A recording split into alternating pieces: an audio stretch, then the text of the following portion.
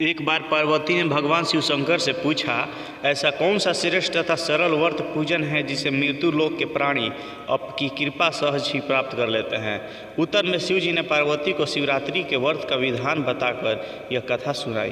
तो आइए इस कथा को सुनते हैं। एक गांव में एक शिकारी रहता था।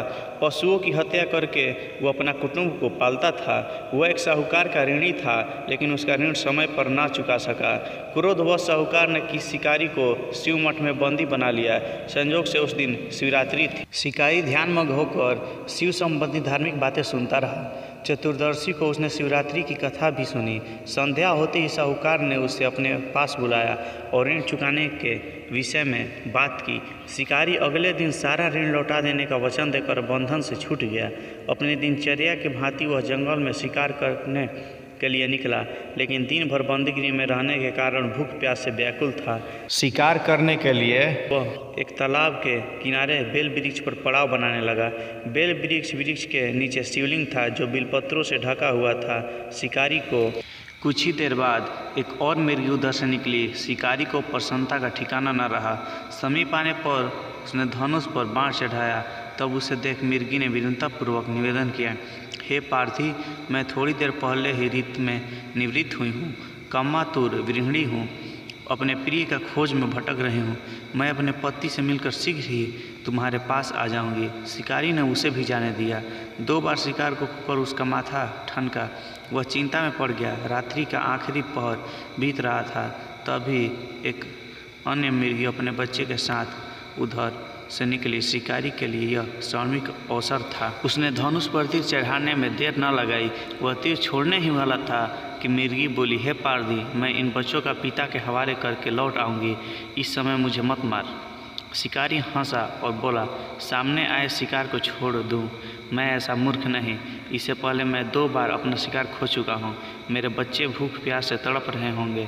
उत्तर में मिर्गी ने फिर कहा, जैसे तुम्हें अपने बच्चों का ममता सता रही है, ठीक वैसे ही मुझे भी, इसलिए सिर्फ बच्चों के नाम पर मैं थोड़ी देर के लिए जीवनदान मांग रही हूँ। हे पार्थी, मेरा विश्वास कर, मैं इन्हें इनके पिता के पास छोड़कर तुरंत लौटने की प्रतिज्ञा करती हूँ। मिर्गी का दिन सवा सुनकर शिकारी को उस पर दया आ गई।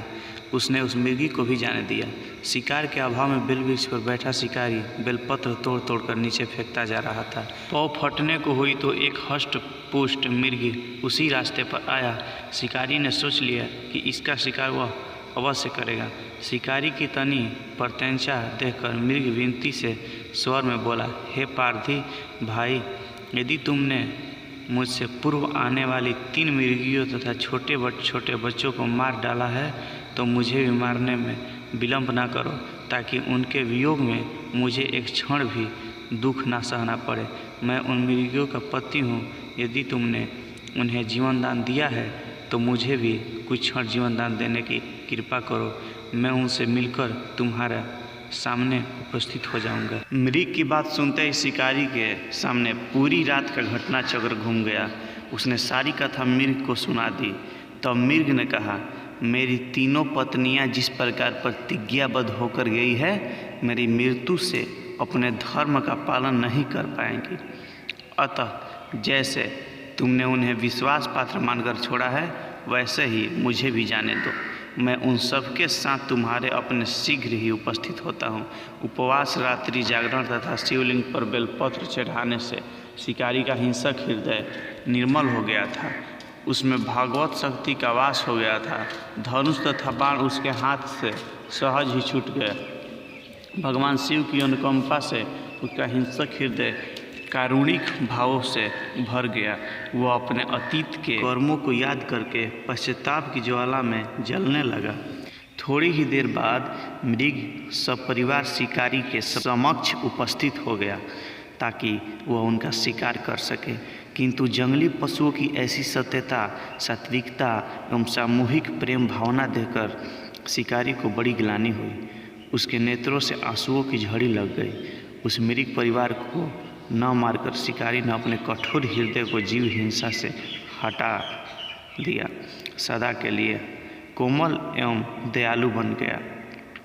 देवलोक से समस्त देव समाज भी इस घटना को देख रहा था। घटना की परिणति होते ही देवी देवताओं ने पुष्प वर्षा की, तब शिकारी तथा मृग परिवार मोक्ष को प्राप्त हुए। दोस्तों, ये वीडियो आपको कैसी लगी? यदि आप इस चैनल पर नए हो तो हमारे चैनल को सब्सक्राइब करना ना भूलें, और ये वीडियो कैसे लगी आप हमारे कमेंट सेक्शन में जाकर बताएं, और वीडियो अच्छी लगी हो तो एक लाइक तो बनता है। तो फिर मिलते हैं अगले वीडियो में, तब तक हर हर महादेव, जय श्री शंभू, जय शंकर महाराज।